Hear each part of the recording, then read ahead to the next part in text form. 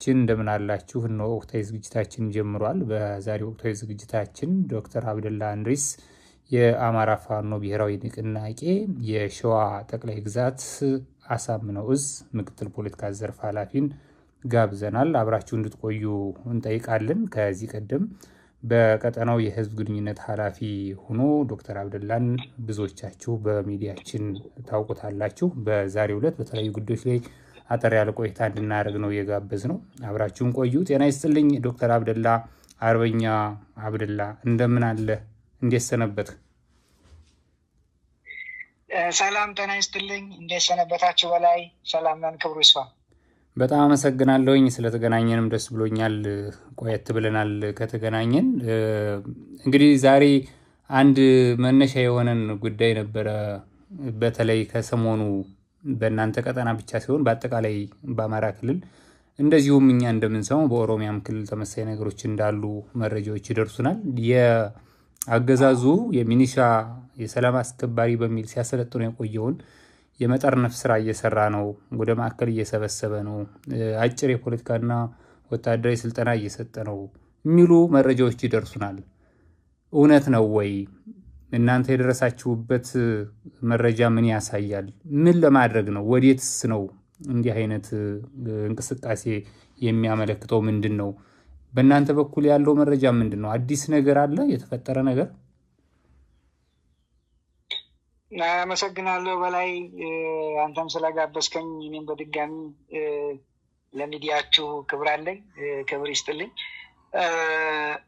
ያነሳቸውን ጥያቄዎች እያንዳንዳቸው ለመመልከት እንዳልከው አገዛዙ ከወትሮ ለየት ባለ መንገድ ሁሉም ወደ ግንባር የሚል አንድምታ ያለው እንቅስቃሴ የየወረዳዎች ላይ ከተማ አስተዳደሮች ላይ ኮታ በመጣል የሰላም አስከባሪና የሚሊሻ አካላትን ወደ ማዕከል የመጠርነፍ ስራ ከጀመረ ሰነባብቷል። እንደምታስታውሰው ካሉት ከአማራ ክልል ካሉ ወረዳዎች ሙሉ በሙሉ በሚባል ደረጃ እና እንዲሁም ካሉት 8 ሪጂኦፖሊታን ከተማ አስተዳደሮች ያሉትን ኮታ በመጣል የሚሊሻና የሰላም አስከባሪ ሰራዊት አባላትን እየጠረነፈ ያለበት ሁኔታ ነው ያለው።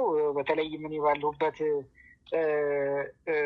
ሸዋ ቀጠና እንደው በዝርዝር ለመመልከት ሁሉም ወረዳዎች ላይ ከ23-24 በላይ ወረዳዎች አሉ።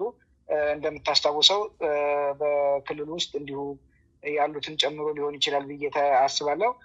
ደብረ ብርሃን ከተማ አስተዳደርን ጨምሮ እንዲሁ በርካታ የታዳጊ ከተማ አስተዳደሮች አሉ።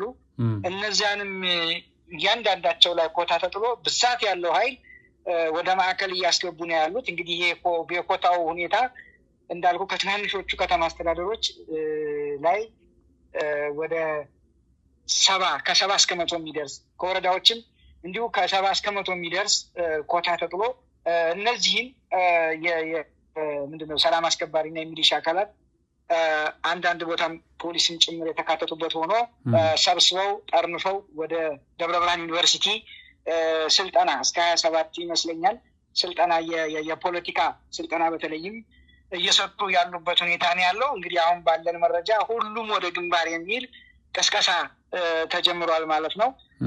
ለዚህም ይሆን ዘንድ በክልሉ ባሉ ሁሉም መስተዳድር አካላት ቀጥተኛ የሆነ በፓርቲ ደረጃ ውሳኔ ተወስኖ ስምሪት ወርዶ የሰው ኃይል የክትትልና ቁጥጥር ስርዓት የቼክ ኤንድ ባላንስ ማለት ነው ተቀምጦለት የታይም ፍሬም ተዘጋጅቶለት እየሰሩ እንዳሉ ይሄም በፓርቲ ጭምር የብልጽግና ፓርቲ ስራ አስፈጻሚ ጭምር ከዚያም በማዕከላዊ ኮሚቴውም እንዲሁም ደግሞ በየዞኑ ያሉት የቀጠና ስምሪት ጭምር ተሰጥቶ በሁሉም በክልሉ ባሉ ዞኖች እየተሰራ እንዳለ ቅድም አንተም እንዳልከው በኦሮሚያ ክልልም በሌሎችም ክልሎች ጭምር እየተሰራ እንደሆነ ነው የሰማነው። እንግዲህ እንደምታስታውሰው ከዚህ በፊት በሰሜኑ ጦርነት ጊዜ ሁሉም ወደ ሰሜን የሚል ፕሮጀክት ተቀርጾ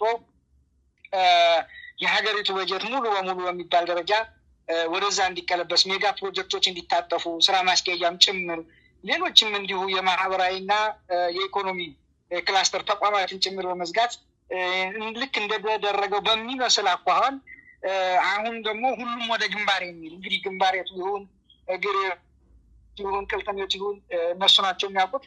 ሁሉም ወደ ግንባር የሚል በጀቶችን የክልሉን በጀት ጭምር በማጠፍ የተለያዩ ፕሮጀክቶችን ጭምር ያለ ፋይናንስን ጭምር በማጠፍ ወደዛ የከተቱበት ሁኔታ ነው ያለው። እንዳልኩ ደብረ ብርሃን ከተማ ብቻ ደብረ ብርሃን ዩኒቨርሲቲ ማለት ነው በሁለቱ ካምፓስ ነው ስልጠና የሚሰጥ የተደረገው እስከ 27 የሚቆይ እንደሆነ ነው ያለው መረጃ የሚያሳየው። ከ2500 የሚልቁ የሚሊሻና ሰላም አስከባሪ አካላት ስልጠና እየወሰዱ እንደሆኑ ነው እኛ ያየነው። ምናልባት እንግዲህ ምንድነው አንድምታው ካልከኝ አገዛዙ ምናልባት እሱ የመጨረሻ የሚለውን ነገሮች ሁሉ ከቁጥጥር ውጭ ስለሆኑበት ያለውን አማራጭ በመጠቀም ያለችውን እስትንፋስ አቅሙን ተጠቅሞ ስልጣን የማራዘሚያ ጊዜ ነው የሚመስለኝ። ምናልባት ይሳካል ወይ ይሄንን በቀጣይ በውጤት የምናየው ነው የሚሆነው። አመሰግናለሁ። አሁን ቀደም ሲል ወዴት እንደሆነ እንግዲህ እነሱ ናቸው የሚያውቁት የሚል የነገርከኝ ነገር አለ። በእርግጥ በእናንተም መረጃዎች ሊኖራችሁ ይችላሉ። ከዚሁ ጉዳይ ጋር ተያይዞ እንግዲህ እነዚህ የሚሊሻ እና የሰላም አስከባሪ በሚል የመለመላቸው ከየወረደው ከዛው ከእናንተ ጋር ከፋኖ ኃይሎች ጋር ውጊያ ላይ የቆዩ እንዲዋጉ የመለመሏቸው ናቸው። እናም በብዙ መልኩ ወንድም ከወንድሙ ጋር በማዋጋት አገዛዙ ጥቅም አግኝቼበታለሁ ብሎ የሚያስበው አንደኛው ይሄ አዲስ ኃይል ከክልሉ የመመልመሉን ጉዳይ ነው። አሁን ምን የተለየ ተገኝቶ ነው? ምን የተፈጠረ ነገር አለ የሚለው ነው ጥያቄ የሚሆነው። በእናንተ ግምገማ አዲስ የተፈጠረው ነገር ምንድን ነው? እናንተ ላለፉት 3 ዓመታት ከዛም በላይ ውጊያ ላይ ነው ያላችሁት በክልሉ ከአገዛዙ ጋር። በዚህ ሂደት እስካሁን ካያችሁት አሁን ያለው ነገር ምናልባትም አንዳንዶች የሚያነሱት ነገር ስላለ ነው ይሄንን ደግሜ ያነሳሁትኝ።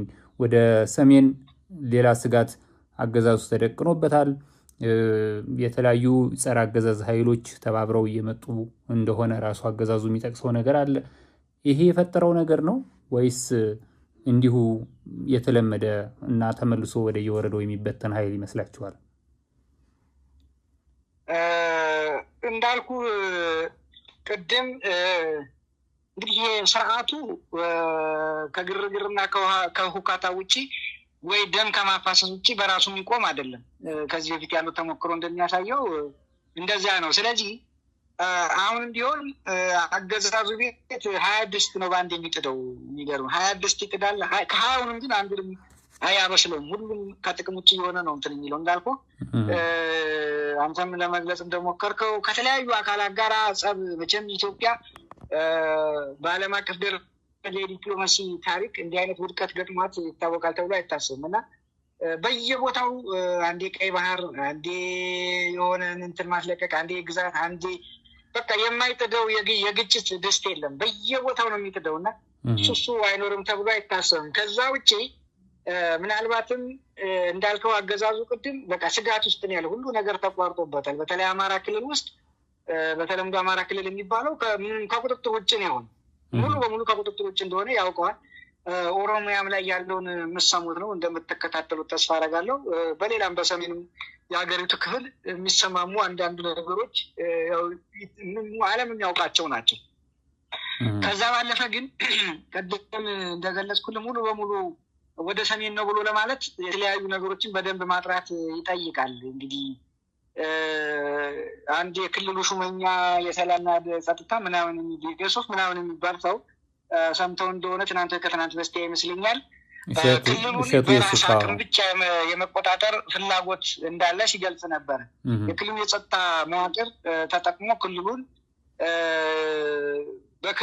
በክልሉ አስተዳድራለሁ ሲል ምናልባት እንግዲህ ክልሉ ውስጥ ያሉት የጸጥታ መዋቅር ቅድም አንተም እንዳነሳው ሰላም አስከባሪ ነው፣ ሚሊሻና ፖሊስ፣ አድማ በታኝ፣ መደበኛውን ፖሊስ ነው የሚያካትተው። ምናልባት ለዚያም ሊሆን ይችላል። እንዳልከው ግን አንድምታው ደግሞ ረዘም አድርገን ካሰብን ለምንድን ነው መከላከያውንስ ማውጣት የፈለገው? ወይስ ለምንድን ነው መከላከያው ከዚህ በእርግጥ መከላከያ ልትለው አልችልም። ያው የሰፈር የሚሊሻና የፖሊስ ስራ ነው እየሰራ ያለው እና ለምንድን ነው ይህም መተካት ያስፈልገው ብለህ ስትል ምናልባት የጣዳቸው ድስቶች ተበላሽቶ ሊሆን ይችላል ብለህ ታስባለህ። በየቦታው ስለሚጥድ አሁንም አንዳንድ ቦታ ላይ መከላከያን የመሰብሰብ ነገር እየሰማን ያለ ነው አለ። በተለይ ከአማራ ክልል ውስጥ ካሉ አንዳንድ ዞኖች እንዲህ መሰብሰብ የመጠቅለል አንዳንድ ቦታ ደግሞ እንዲሁ የተጠናከረ ጥቃት ለመሰንዘር ሙከራ ተሳክቷል አልተሳካም ሌላ ነገር ሆኖ አንዳንድ የዞን ወይም ደግሞ አንዳንድ ክፍለ ሀገሮች ላይ እንደዚህ አይነት የተጠናከረ ነገር ታያለ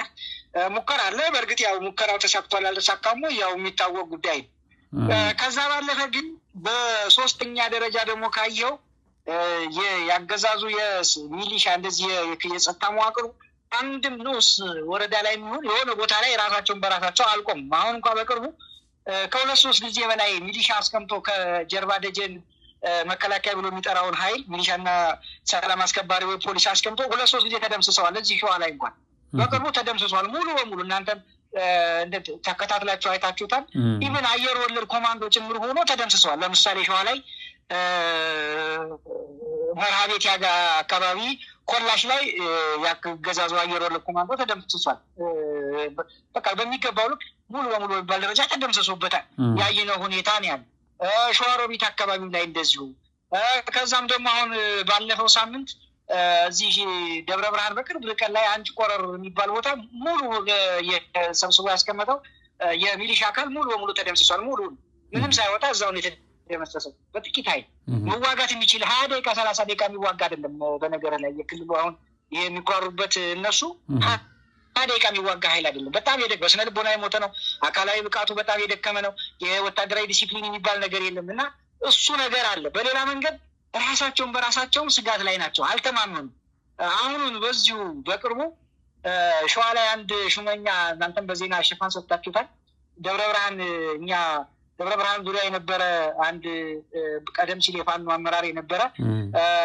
ከኛ ጋር እንደውም የአማራ ፋኖ በሸዋ የማህበራዊ ጉዳይ መምሪያ ኃላፊ የነበረ ከዛም ወደ አገዛዙ ከርቶ በመግባት እዚሁ ደብረ ብርሃን ከተማ ላይ የሚገኝ አንድ ወረዳ ላይ የሰላምና ጸጥታ ምክትል ኃላፊ ሆኖ ሲሰራ የነበረ ሰው እዛ መሀል ደብረ ብርሃን ላይ ቀን ለቀን በአራት ሰዓት ላይ እርምጃ ተወስዶበታል በቀጥታ ማለት ነው ስለዚህ እነዚህ ነገሮች በርካታ ጉዳዮችን ስትገጣጥም ምናልባትም በሚሊሻው በኩል ያለው የስነ ልቦና የመዋጋት የታማኝነት ችግር ካለ ይህንን እንደ ተሐድሶ አድርጎ ሊመልስም ይችላል ወይራስ ደግሞ እንዳልከው የተለያዩ ድስቶች የተጣዱትም እነኛም ብልሽት ገጥሞ ሊሆን ይችላል ዞሮ ይሄ ነው ማለት አይቻልም እንዳጠቃላይ ግን ስታየው አገዛዙ ላይ ከፍተኛ የሆነ ሽብር እንዳለ ታያለ ከፍተኛ አለመተማመን ሁኔታዎች አሉ ከፍተኛ የሆነ ስጋት አለ እንዳልከው ሁሉም ወደ ግንባር የሚል ከነሱ ከውስጥ የምንሰማው ነገር አለ እንግዲህ ቅድም እንዳልኩ የትኛው ግንባር ነው የሚለው አይታወቅም በእርግጥ የአማራ ክልል አሁን ሙሉ በሙሉ ቤዛሞን ወለጋን ጨምራ ያው ያገዛዙ የግንባር ቦታ የሚሆነው እንግዲህ እሱ ለማጠናከር ነው ወይስ ሌላ ተጨማሪ ግንባር በሌሎች ክልሎች ለመፈት የሚለው እሱን ያው ጊዜ ቢፈታው ነው የተሻለ ነው በጣም አመሰግናለሁ ዶክተር አብደላ ቅድም በተወሰነ መልኩ የመራቢቴና የአንጭ ቆረርን ያነሳልኝ ነበር ግን በአጠቃላይ በተለይ አፋብን ከተመሰረተ በኋላና በሸዋ ቀጠና የነበሩ ሁለት የተለያዩ እዞች በአንድነት አመራሮቻቸውን ካሳወቁና አደረጃጀታቸውን ካጠናከሩ በኋላ ያላችሁ ወታደራዊና ፖለቲካዊ እንቅስቃሴ ምን ይመስላል አሁን ያላችሁበት ቁመና እንግዲህ አገዛዙን ሂደት እያየን ነው የቆየ ነው በእርግጥ በእናንተ ቀጠና ደግሞ አገዛዙ 3 ክፍለ ጦሮች ይመስሉኛል የአየር ወለድና ኮማንዶ ስምሪት የሰጠበት ቀጠና ነው የእናንተስ እንቅስቃሴ አሁን ያላችሁ አቅምና ቁመና እንዴት ይገለጻል ከአንድነቱ በኋላ ምን የተፈጠረ አቅም አለ እንዴት ይገለጻል በጣም መልካም በላይ እንግዲህ ያው ሸዋ እኛ ያለነው በተለይም የሸዋ ኮማንድ ፖስት አፍለፍት የሚባለው ማለት ነው በቅርብ ርቀት ላይ ነው ማለት እንግዲህ ኦሮሚያን የተወሰኑ ኦሮሚያ የሚለውን እሱ የሸዋ ቀጠናዎችን የሚያካልል ነው ምናልባት 3 ክፍለ ጦሮች ሳይሆኑ በዚህ ደረጃ ነው ያለው ምናልባት የልዩ ዘመቻዎች እዝም ይባላል በእነ ጀነራል ሹማ አብደታ የሚመራው ሙሉ እዙ እዚህ ሸዋ ላይ ነው ያለው በነገር ላይ ተወሰነ እንደው በሻምበል በመናምን የሚወስድ ካልሆነ ሙሉ እዙ የልዩ ዘመቻዎች የሚባለው እዙ በእዝ ደረጃ ሸዋ ላይ ነው ሙሉ በሙሉ ያሰፈረው አየር ወለድ ኮማንዶ እንዲሁም ተጨማሪ ባህር ኃይል ብለው ደብረ ብርሃን ከተማ ላይ ያሰፈሩት አለ ባህር ኃይል እናደራጃለን ብለው እንደዚሁ ኮማንዶ የተመለመሉ እነሱን ጨምረህ በርካታ የሌሎች የክልሉ የጸጥታ ተቋማትን እንዲሁም እግረኛም ሰራዊት በተወሰነ መንገድ ጨምሮ ከአንድ እዝ በላይ ነው እዚህ ሸዋ ቀጠና ላይ የሰፈረው ማለት ነው። 3 ክፍለ ጦር ብቻ ሳይሆን ከአንድ እዝ በላይ አስፍሮ ነው እየተከላከለ ያለው እና ይሄ ግልጽ መሆን ስላለበት ነው። እንዲሁም በጣም የተሻለ ስልጠና ያላቸው የተሻለ እንትን ያላቸውን ሙሉ ሸዋ ላይ ነው ያሰፈረው። በእርግጥ እሱ ባሰበው ልክ ሆኖ አልሆነም፣ እሱ ሌላ ቢሆንም ቅሉ። ከዛ ባለፈ ወደ እኛ ቀጠና ልምጣልና ሸዋ ላይ እንደምታስታውሰው ከፍተኛ ቀውስ የነበረበት ቀጠና ነው። ሁላችሁም ታውቁታላችሁ። በተለይም በነበረን የእርስ በርስ ልዩነት ህዝባችንም በጣም ያዘነበት የሸዋ ብቻ ሳይሆን እንደ አማራ ጭምር ከዛም ሀገር ወዳድ ኢትዮጵያውያን ጭምር። ምክንያቱም የሁሉም መጨረሻ ሸዋ ነው። እንግዲህ ሸዋን ሳትረግጥ 4 ኪሎን ሸዋን 4 ኪሎም ያው ሸዋ ሊሆን ነው፣ ግን ሸዋን ጠቅልለህ ሳታስተካክል ወደዛ የሚካሄድበት እድል እንዳልሆነ ሁሉም የሚያውቀው። ስለዚህ በሁሉም ዘንድ ተጠባቂ የነበረው የሸዋ ልዩነት ትንሽ አስከፊ ነበር። ሌላውም ማህበረሰቡም እንዲያው የአንድነቱን ጉዳይ አብዝቶ ነበር የሚናፍቀው። ይሄ ማለት ሌላው የአማራ ግዛት ያነሰ ሚና አለው እያልኩ አይደለም፣ ከአጨራረስ አኳያ ነው መግለጽ የፈለግኩት እና በዚህ ምክንያት በነበረው ልዩነት ብዙ ሰው የተከፋበት ኢቭን ከዚህ በፊትም ብለናል፣ በርካታ ጀብዶች ተፈጽመው እንኳን ህዝባችን ይሄን አይፈልግም ነበር። ሸዋ ላይ ጀብድ ተፈጸመ ስትለው የሚጠይቅህ የአንድነት ጉዳይ ነበር በስፋት እያነሳ የነበረው። ስለዚህ ያንን በተቻለ መጠን ባልተጠበቀ አገዛዙ በዚህ ልክ አልጠበቀው ቁጭ ብሎ በሰከነ በመነጋገር ልዩነቱ ተፈቷል። ድርጅታችንንም ለድርጅቱም መፈጠር እንደ አንድ ትልቅ ሚና እንደሌሎቹ በመውሰድ ድርጅቱም ተዋልዷል። ከዛ ወዲህ እንግዲህ በርካታ ስራዎችን እየተከወኑ ያሉበት ሁኔታ ነው ያለው። ምናልባት እንደ ሸዋ አሁን ያለንበት ቁመና ካልከኝ ከዚህ በፊትም በአንዳንድ ሚዲያዎች ላይ ለመግለጽ ሞክሬያለሁ። ምናልባት 2ቱን ፌዞች ጨርሰናል። አሁን አንደኛውን ፌዝ ሙሉ በሙሉ ጨርሰናል። ሁለተኛውንም እንደዚሁ ያገባደድንበት ሁኔታ ነው ያለው። ወደ 3ኛው መሄድ ነው የሚጠበቅብን። ምንድነው እንግዲህ ፌዝ 1 ላይ ዘርዘር አድርገህ እስኪ ያው ምንድን ናቸው እነዚህ የታለፉ የተሰሩ? መልካም እንግዲህ ፌዝ 1 ላይ እንደምታስታውሰው በርካታ ኃይል በማስወጠን እንደዚህ በአንድ ላይ ማህበረሰቡ ወጥቶ ህልውናን የማዳን ሁሉም ያገኙን የታጠቀውም ያልታጠቀውም ወጥቶ አገዛዙን በተለይም እንደ ሸዋ ስለሆነ እያወራው ያለው ሸዋ ላይ ያለው መዋቅር የብልጽግና የፓርቲውንና መንግስታዊ ሰንሰለቱን ሙሉ በሙሉ የማፈራረስ ነው። እንግዲህ የፓርቲ ስልህ የብልጽግናውን አንድ አጠቃላይ ነው። የመንግስት ስልህ የጸጥታ መዋቅሩን ማለት ነው።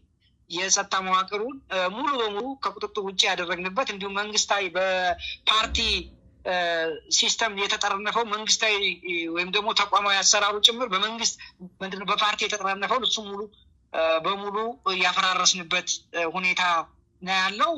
በርካታ ኃይሉን ሁለተኛው በዚያው ላይ ሆነን የመደራጀት ነው። ሁለተኛው ፌዝ ላይ ራስን የማደራጀት ወደ አንድ የመጠቅለል የመሰብሰብ ከዛም ድርጅት የማዋለድ ነው።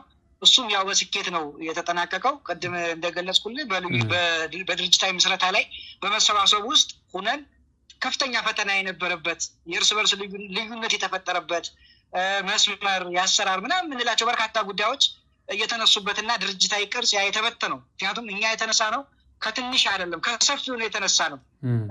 አንድ ጊዜ ከላይ ብዙ ከትንሹ እያደግን ሳይሆን የመጣ ነው ከብዙ ነው ወደ ድርጅት ወደ አንድ የተሰበሰብ ነው። በየቦታው በሻለቃ በብርጌድ ምናምን እንኳን ያልነበረበትን ነው ከዛ ወደ ሻለቃ ወደ ብርጌድ ወደ ክፍለ ጦር ወደ ኮር ወደዚህ ያል የሰበሰብንበት ነው። ምናልባት አሁን ሌሎቹ ይሄን ያህል የነበረው ተቀዛቀዘ እንደዚህ ያለ ይለዋል እና ይሄ ምንድነው የተበተነው ነው ከብዙ ነው ወደ አጥበበን ወደ ድርጅታዊ ቅርጽ ወደ ሲስተም የቀየር ነው። እሱን ስንሰራ በርካታ ጊዜ የነበረው ነው። የዛ እንግዲህ አንዱ አካል የነበረው ያ የመለያየቱ ጊዜ ነው።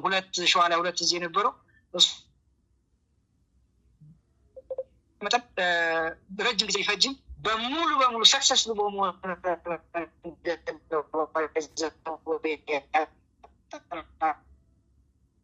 እጅግ በላይ ያለ። አሁን ተመልሰሃል። ትንሽ ተቋርጠ ነበር፣ ተመልሰሃል። ቀጥልኝ። ወደ በኛ ስልክ ገብቶ ነው ይቅርታ። ምናልባት ሰክሰስፉል በሆነ መንገድ ስልህ ድርጅት ሲዋሃድ አሁን መጠራጠር መፈራራት ምናምን አንዳንድ ቦታ ታያለ። ከሁለት ድርጅት ስንመጣ እዚህ ፍጹም አንድነት በተሞላበት አሁን ስምሪት ሲሰጥ ተሰበጣጥረን ነው የቀጠናችንን ስናደራጅ ቀጠናዎችንም አደራጅተናል። እንዳልኩ ቅድም ድርጅት ስናመጣ ቀጠናዎችንም አደራጅተናል። እንደሸዋ በአውራጃ በክላስተር በቀበሌ እንደዚህ አደራጅቶ ድርጅት ስምሪት ሰጥቶ ወደዛ የተገባበት የሰራዊቱንም እንደዚሁ ሰራዊትን ከህዝብ የመነጠል ማለት ህዝባዊ መዋቅር ለብቻው የሰራዊቱም እንደዚሁ ራሱን ችሎ እንዲሄድ ወታደራዊ በትክክለኛው መንገድ የማህበረሰቡን መሰረታዊ ግልጋሎት እንዲያገኝ ማድረግ ድርጅት እንዲሁም ወጥ ድርጅት አፋብንን የማዋለድ ጭምር የሰራንበት ሁለተኛው ነው። ሶስተኛው እንግዲህ ድርጅት ተወልዷል፣ አደረጃጀት ተፈጥሯል፣ ህዝብ ተደራጅቷል። በቂ ሰራዊት ካለ የመጨረሻው እንግዲህ ምን እንደሚሆን ያው በተግባር መገለጥ እና ተገልጦ ማሳየት በውጤት ነው የሚሆነው። ስለዚህ እንዳጠቃላይ ሁለቱ ፌዞች በውጤታማነት የተፈጸሙበት ሁኔታ እንዳለ ለመግለጽ ነው። በጣም አመሰግናለሁኝ። እንግዲህ ከዚሁ ከሸዋ ቀጠና አጠቃላይ ከእናንተ ቀጠና አንጻር በፌዴራል አገዛዙ ብቻ ሳይሆን ከክልሎችም እንደዚሁ የሚመጡ ስጋቶች የሚነገሩ ፖለቲካዊ ንግግሮችና በተግባርም ደግሞ ወታደራዊ ስምሪቶችን የምናይበት ቀጠና ነው። ከኦሮሚያ ክልል የነ ሽመልስ አብዲሳ ኃይል ወደ እናንተ ቀጠና ውጊያ ያደረገበትን የምናስታውሰው ነው። አሁን ደግሞ በቅርብ ከቀናት በፊት የክልሉ እንግዲህ የጸጥታ ቢሮ ኃላፊ ወታደራዊ አዛዥ ማለት ይቻላል ጄኔራል ናቸው በማድረግ ድንበር ዘለል የሆኑ ወደ ሌሎች ክልሎች ገብተን ህግ እናስከብራለን የሚል ንግግር አድርገዋል። አጠቃላይ ይሄ ተጨማሪ ስጋት ነው የሚሆንባችሁ ለእናንተ? እንዴት ነው የምታዩት? ከዚህ ቀደም ከነበረው ሁኔታ አንጻር እንዲህ አይነት ተግባራዊ የሆኑ እንቅስቃሴዎች ቢመጡ የሚኖረው አንድምታ ምንድን ነው? ፖለቲካዊ ትርጉሙንም ብናየው ጥሩ ይመስለኛል። መልካም በላይ እንግዲህ ይህንን በደንብ ተንተን አድርጎ ማየት የሚያስፈልግ ይመስለኛል። እንግዲህ እኛ ብልጽግና የተባለ ከየትም ይምጣ ከየት ጠላታችን ነው። እዚህ እኛም ውስጥ አማራ ውስጥም የበቀለ የብልጽግና መዋቅር ጠላት ነው፣ የህዝባችን አጥፊ ነው ብለን ስለምናምን እርምጃ እየወሰድን ነው ከየትኛውም ቦታ የሚመጣው። ስለዚህ ይሄንን ስናደርግ አንድ መታወቅ ያለበት ነገር ከኦሮሞ ህዝብ ጋር የሚገናኝ ነገር የለውም። እና ሹመኛ እንደሆኑ የምናውቀው ነው። ምናልባት የቅድም እንዳልከው የጀነራል ማድረግ ያላቸው ሰው እናውቃለን። ይህን ሲናገሩም የኦሮሞ ህዝብ ወክሏቸው አይደለም፣ የኦሮሞ ህዝብም ሂዱና ሌላ ህዝብ ውረሩ ብሏቸው እንዳልሆነ ይሄ በደንብ መታወቅ ይኖርበታል። ከዛ ባሻገር ግን ይሄ እሳቸው በአንደበታቸው ይናገሩት እንጂ ከዚህ በፊትም እኮ ወረራዎች አሉ። ማናውቃ በተለያየ ጊዜ በሚደረጉ ውጊያዎች በሚመረኩ የሰራዊት አካላት ውስጥ ደብረ ብርሃንም በለው ሸዋሮቢት በተለያየ ቦታ ላይ እኮ ይያዛሉ። ከዚህ ቦታ ከኦሮሞ የጸጥታ ኃይል እንደሆኑ ከኦሮሚያ የኦሮሚያ ሚሊሻዎች እንደሆኑ የልዩ ኃይል አባላት እንደሆኑ ይነገራል። ስለዚህ ዛሬ ይናገሩት እንጂ በተጨባጭ የታወቀ እዚህ ምንጃር ላይ እኮ ምንጃር በቅርቡ እኮ በወረራ እኮ የተያዘ መሬት አለ። ለምን እውነት ለመናገር አውራ ጎዳናን እኮ እንትን አድርገውታል። በኦሮሚያ ልዩ ኃይል እንዲጠበቅ አድርገው ታፔላ ሬክላም ሰቅለው እኮ ያሉበት ሁኔታ ነው ያለ። ይሄ የኦሮሞ ህዝብ ፍላጎት ነው ወይ ካልከኝ የኦሮሞ ህዝብ ፍላጎት አይደለም። የጥቂት ቅድም እንደተባለ የጥቂት አካላት ፍላጎት ነው። ስለዚህ እርምጃ እንወስዳለን በአንደበታቸው ዛሬ ይናገሩ እንጂ በተግባር ቆይተዋል። ሸዋ ደብረ ብርሃን ዙሪያ ላይ ከመንዲዳ የሚባል ከዚያች ጋር በተደጋጋሚ እየሄዱ እኮ ጥቃት የሚሰነዙት የኦሮሚያ ልዩ ኃይሎች ናቸው። እነዚህ ልዩ ኃይሎችን የሚያዘው አካል የኦሮሞ ህዝብ ነው ወይ ካልከኝ አይደለም፣ የኦሮሞ ህዝብንም የሚወክሉ አይደለም። የአማራን ህዝቡ ጋር የአማራን ሀብት ዝረፍ፣ የአማራን ንብረት አቃጥል ብሎ የሚሉት የኦሮሞ ህዝብ የለም፣ ሊኖርም አይችልም። የብልጽግና ፓርቲ ባህር ዳር እንዳለው ሁሉ የሆነ ቦታ ተቀምጦ ትእዛዝ የሚሰጥ ህዝብን ለህዝብ የሚያባላ እንደሆነ ስለምናውቅ፣ ስለዚህ እኛ እስካሁንም እየመከትን እርምጃ እየወሰድን እየማረክን እያስተማርን ስንለቅን የቆይን እየረሸን አይደለም እያልኩ ያሉት እያስተማርን ጭምር እየተጸጸቱ ሁኔታውን እየተናገሩ በተደጋጋሚ በርካታ የሚሊሻ አባላትን፣ በርካታ የሰላም አስከባሪ አባላትን፣ በርካታ የልዩ ኃይል አባላትን ታድሶ እየሰጠን ወደ ማህበረሰብ የቀላቀልንበት ሁኔታ አለ። ምንም ይሄ በግልጽ ስለሚታወቅ፣ ስለዚህ ይሄ ዛሬ አዲስ የተጀመረ አይደለም፣ ትናንትናም ነበር። በእኛ በኩል የሚፈጥረው የጸጥታ መዋቅራችን ላይ ጫናም ሊኖር አይችልም። በፖለቲካ ምን የሚያመጣው ለውጥ የለም። ምናልባት ይህንን ግለሰቡ ይጠቅመን ካልሆነ ጎጂ አይደለም። ምናልባት ትናንትና ለህዝባችን ይሄ ነገር አለ የኦሮሚያ ብልጽግና ፓርቲ በህዝባችን ላይ ወረራ እየፈጸመ ነው፣ ንብረት እያጠፋ ነው፣ የቦታ ማስፋፋት እያከለ ሌሎች ስንል ማህበረሰባችን ላይ የቆይ ነው ራሳቸው በራሳቸው አንደበት ስላረጋገጡልን ለኛ እንደ መልካም አጋጣሚ የምንወስደው ነው እንጂ እንደ ስጋት የምንቀበለው አይሆንም ማለት ነው። እንግዲህ እስኪ ሰፋ ወዳለው ጉዳይ አንድ ጥያቄ ላንሳ። ከዚህ ከሰሞንኛ ያገዛዙ የሚዲያ ቅኝት የምንረዳው ነገር አለ እየተመለከታቸው ይሆናል ብዬ አስባለሁኝ። በህዝብ ንብረት የሚተዳደሩ አገዛዙ የሚቆጣጠራቸው ሚዲያዎች ኦልሞስት የጦርነት ቅስቀሳ ስራ ላይ ያሉ ነው የሚመስሉት። ከፍተኛ የሆነ የጦርነት ቅስቀሳ በሚያደርጉበት በዚህ ጊዜ ደግሞ አገዛዙ አዲስ አበባ ላይ ሀገራዊ ምክክር እያደረኩኝ ነው፣ ኢትዮጵያን ወደ አዲስ ምዕራፍ እየወሰድኩ ነው እያለ ነው። እንዴት ታዩታላችሁ? መግለጫም ማውጣችኋል። በእርግጥ የአማራ ህዝብ የተወከለበት አይደለም የሚል በመግለጫውም ላይ የተመሰረተ ሐሳብ ልሰጥ ትችላለህ። ግን ደግሞ ከመግለጫው ላይ ያልተካተተው አገዛዙ በተግባር በሚዲያዎቹ በፖለቲካ ስራው የሚያደርገው ሌላ ነው። በአንጻሩ ደግሞ ሀገራዊ ምክክር እያደረኩ ነው የሚልበትን መድረክ አዲስ አበባ ላይ አዘጋጅቷል። ይሄ ነገር ምናልባት ልክ ከዚህ ቀደም ህገ መንግስቱ ላይ እንደተፈጠረው ለአማራ ህዝብ ስጋት ይዞ የመጣ ይሆን? እንዴት ነው የምታዩት? እውነት ነው በላይ እንግዲህ ያገዛዙ የዚህ ዲጂታል ሚሊሻዎችን ብንበለው የውሸት መፈብረኪያ ማሽንም እንበለው ሌላም ስም ልንሰጠው እንችላለን። ብቻ እነዚህ እንትኖች ምንም ሙያዊ ስነ ምግባር የሚባል የሌላቸው ፕሪንሲፕል የሌላቸው ዝም ብሎ ለመኖር የተቋቋሙ የሚገርመው ደግሞ በከፍተኛ ባጀት በህዝብ ግብር የሚተዳደሩ ናቸው።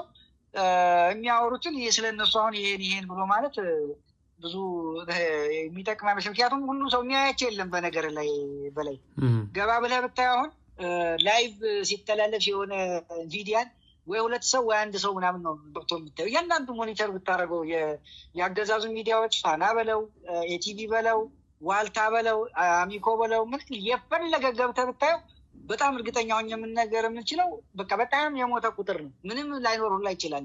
ምናልባት አንድ ብሎ ሊጽፍልህ ይችላል። አንተ ገብተህ ስታይ አንተ አሳይቶ እንጂ የሚከታተላቸው የለም። የእነሱን አሁን ውሸት የሚሰማ የለም በእርግጠኝነት። እኔ እናንተ አሁን የምንነጋገርበት አንድ የዩቱብ ቻናል ሊሆን ይችላል ወይ ምናልባት እንትን ልትሎች የአንተን 10 ደቂቃ የሚታዩን እነሱ በሳምንት የሚያይላቸው የለም። ይሄ ማለት ምንድነው? ውሸታም እንደሆኑ ይታወቃል። በቃ ህዝቡ አረጋግጦታል። አንድ ተራ ቲክቶከር ወይ አንድ በጣም ጀማሪ የሆነ ዩቲዩበር ከነሱ በላይ ነው የሚታየው። ከ5-6 ሚዲያ በላይ ነው የሚያይላቸው። ይሄ ማለት ምንድነው? በቃ ኢሪሌቨንት ሆነዋል። የሚመለከታቸው እንደሌለ ይሄን ምን ግልጽ ነው። ከዛ ባሻገር ወደ ሁለተኛው ወደ ነጥብ አነሳልኝ ላይ ስለ ምክክር ኮሚሽን ያልከኝ እና የአማራ ህዝብ ስጋቶች ይሄ ምክክር ኮሚሽን የአማራ ህዝብ አቅም እኔ በጣም በዚህ ላይ እርግጠኛ መሆን ያስፈልጋል። በጣም እርግጠኛ ሆኜ የምናገረው ምክክር ኮሚሽኑ የአማራ ህዝብን ማያውቀው የአማራን ህዝብም እሱ ኮሚሽኑ ራሱ አያውቅም በጭራሽ። አንዳንድ ጊዜ ምናልባት የአማራ ህዝብን ለማጥቃት የመጣ ነው ብዬ ነው የሚወስደው።